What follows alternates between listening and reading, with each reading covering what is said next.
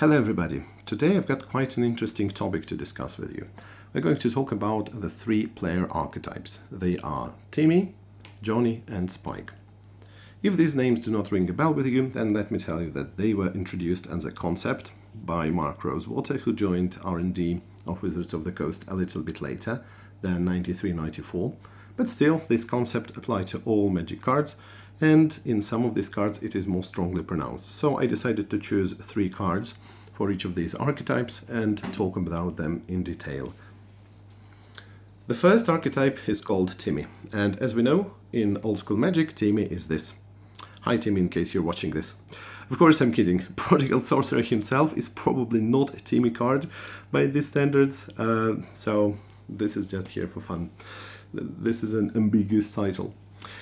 When we say Timmy in Magic the Gathering, we mean usually players who like some big effects, they like something epic, they like something really powerful, impressive, and this wow effect when you open this card in your booster, just looking at its sheer power without considering whether it's optimal or not. So this is what we call Timmy, and one of the best illustrations of what Timmy is in old school Magic is huge creatures with absolutely enormous drawbacks. And these cards are very often unplayable, but 10-10 for 9 mana, sacrificing to Island's Trample. You know, Leviathan, I have talked about it in my Mono Blue the Dark deck. Leviathan is certainly the epitome of Timmy in old school Magic. Some people might argue that one of these creatures would be Shivan Dragon, but Shivan Dragon is actually a card that is optimal. I mean, it is more or less playable depending on your style, and it is not very difficult to cast. It is not overcosted. So I believe that talking about this spectrum of Timmy, where you have got just mixed emotions, the emotion of power with the desire to play this card without actually being a highly playable card, I believe that this is the best definition of a Timmy card. Well, Leviathan, that'll be number 1. Of course, this is not limited to creatures, because when we say Timmy, we typically think of big creatures, but this is not limited to that. I believe, maybe to a lesser extent, but Ali from Cairo is also a Timmy card. Why? Because if you look at the effect, this is something that you find absolutely amazing right when you see it, and you don't have to be an expert in Magic. In fact, maybe you shouldn't be an expert in Magic to truly value Timmy cards. And this might be the reason why this card was so expensive right from the start. This card was $80 in 1996 or a little bit later, something like that. So this is really, really impressive. A really impressive card with its price. And basically, if you look at it, you will say to yourself, okay, this card makes me invincible. So it means I cannot die, I cannot lose the game, so I will automatically win. So these are the first emotions, these are the first feelings that come to you when you look at such cards. But in reality, of course, you know that Ali from Cairo nowadays is not highly playable. It's very easy to kill, and there are a lot of answers. And even if you manage to pull this card out in the first game, and your opponent doesn't expect that, they will still be able to do something in the second and the third game. So your plan with Ali from Cairo will more often than not fail. But still, the initial effect, the initial reaction is definitely this wow effect.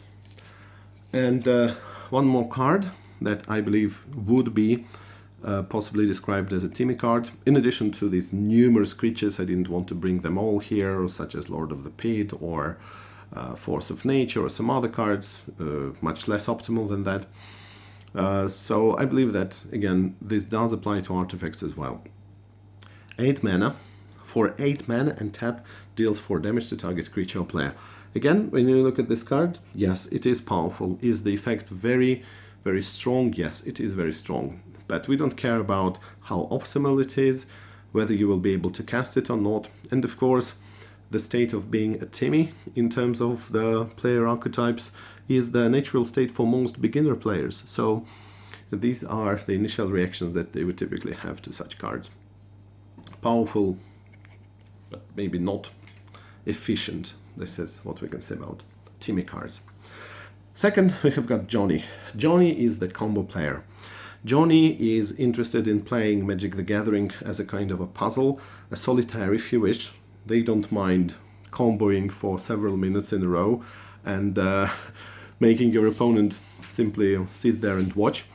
They are very, very deck building focused. They try to build around some strange cards, making them work, even when they look suboptimal and strange.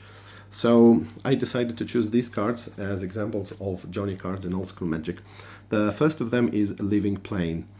Living Plane, as you know, is a card that turns all the lands into 1/1 creatures, and there isn't much use to that. I mean, if you wanted to actually use something similar, you could have played Living Lands, right? Living Plane is the name. No, wait. But Living Lands, yes, is the name, I believe, where you turn all the forests into 1/1 creatures, and then in a mono-green deck you will be able to attack with these. Your opponent will not be able to do that. But this one turns not only yours, but also your opponent's creatures. And you may have seen some amazing decks. By the way, let's take some time to appreciate the screaming tree at this poor warrior. Really funny. So yes, you may have seen some decks which try to make this card work. They will also have some pingers, such as, well, Timmy, to kill your opponent's lands, or some other interesting combinations. For instance, you can make Siren's Call with Sandstorm. There are so many things to do. And again, to Timmy, the most, I'm sorry, not to Timmy, but to Johnny, the combo player, the most important thing is to make this work. And they're not really interested in winning, but they're not interested very often in the individual cards on their own. This is a little bit more advanced, because Timmy is simply interested in casting the card, maybe accumulating the mana and waiting for it, like for their birthday, to finally cast it in the game, and sometimes not being able to do this, sometimes even failing after the card is being cast, but still there is this kind of excitement. And for Johnny, the combo player, the excitement lies in the ways to circumvent some rules, in making some symmetric cards a little bit less symmetric, and building the puzzle one by one, building the deck like a puzzle. So this is what Johnny is typically interested in. One more card like that, I believe, is Time Vault. So again, if you look at it, it is a card that seems a little bit strange, because you first have to skip your own turn, and while you're skipping your own turn, your opponent will be able to attack you twice. This doesn't seem like a good deal. People very often will not like that when they just start playing the game, to have some disadvantage, to then have this disadvantage back. It's not even an advantage, so you see what I mean. But of course we know how powerful Time Vault is, and especially what kinds of combos there are. Of course there is a Twiddle Vault deck nowadays that makes advantage of twiddling your Time Vault and drawing a lot of cards, and sometimes going for the almost infinite. But there is a great way to go infinite, as you know. This is one of the reasons why Time Vault was errated several times, actually, if you know the story. And of course, today in Vintage you have got Voltaic Key to simply untap it, but in old school 93-94 it wasn't that easy. I'm sure they wouldn't have printed this card with Voltaic Key even if it had existed. So what we can do is put Animate Artifact on it, and then be able to untap it with either Instill Energy or Jandor's Saddlebags. And this way you will get a true infinite turn combo. Very impressive. I'm dreaming of doing that actually one day. I should definitely make a deck based on Time Vault. And finally, one more card, even more exciting, I believe, even more weird and great for Johnny to build around. Leech. Leech says you lose all life, and then of course this is an instant turn off for most players, but there are still some people who struggle to make this card work. It's very important that Johnny usually knows that the card he is trying to use is not very good, This card is very often suboptimal. This card is very often dangerous to play. But then again, Johnny would be satisfied much more with making some janky deck based on some suboptimal combo and having, I don't know, 50% winning rate than going with the established archetype and having a better record. So Lich, I believe, is a great example of a Johnny card, and nowadays there are even some Lich societies, so to say. There are some play groups that are built around it, and they're trying to make this card work. A really beautiful card. I'm also thinking of using it in one of my decks, but so far my play testing sessions have been atrocious, so I'm sure that I need to try and work on this deck. So this was Johnny, the combo player. And finally, we have got Spike. Spike is a tournament player. Spike is interested in only one thing, and that is winning. In order to win, of course, Spike doesn't count on some ideal situations, such as being able to cast a 3-card combo like Johnny would do, or doesn't count on having a ton of mana and then still getting into your opponent's removal or counter magic, which is something that Timmy might expect, but still is being optimistic and doesn't want to see. Well, Spike is not an optimist. Spike is incredibly cold, calculating. Spike is usually the tournament player that knows the risks. Spike doesn't care that, you know, quintessential part of the Spike philosophy is that you should win at all costs. And sometimes these costs may include some angle shooting or cheating, but we're not talking about that. If we're talking about the fair Spike, and the majority, the overwhelming majority in the old school community are Spikes, but in the honest sense of that, they would typically try to use the optimal cards. They don't rely on a single card to succeed. They will typically have some powerful answers. They will have some cost-efficient threats. They will calculate their risks and play test the hell out of the deck before they even proceed to play in a tournament. So they're not usually bored by playing the same deck again and again, and they're concentrated on improving it. It doesn't mean that they are without any creativity. Spikes can sometimes mix in some interesting strategies. Sometimes they may go with a rogue deck, but then again, the main goal of them is winning. And of course, everybody likes to win, but to them, winning and increasing the win percentage ratio is more important than anything else. So as examples of Spike cards, I have got some staples, which is not surprising, as you might see. The first of them is Hymn to Torak. Hymn to Torak is a card that is absolutely devastating. Of course, Spikes would like to cast this card on turn 1 if they are on the play, and probably discarding a couple of lands that their opponent has, or very, very good cards. This, I believe, is a great example of a Spike card. But mind you, Spike is not interested in what we can call grieving. They're not interested in really making their opponent feel bad. It's not about that. It's just about winning. It's just about maximizing their own chance to win and minimizing their opponent's chance to do the same. Next is Lightning Bolt. Lightning Bolt can be seen in many kinds of decks, but again, to Spikes, the most important thing about this card is that it is very effective. And I know that a lot of people look down on burn decks. They say that you shouldn't think about anything, you should just throw burn at your opponent's face, which is not true, trust me. I have played some of these. Well, actually, one of the modern tournaments that I won was thanks to the burn deck, but let me tell you, it is not the easiest deck to play. Certainly not. You have to make a lot of decisions. But still, Lightning Bolt is a great example of a card that is always useful, incredibly efficient.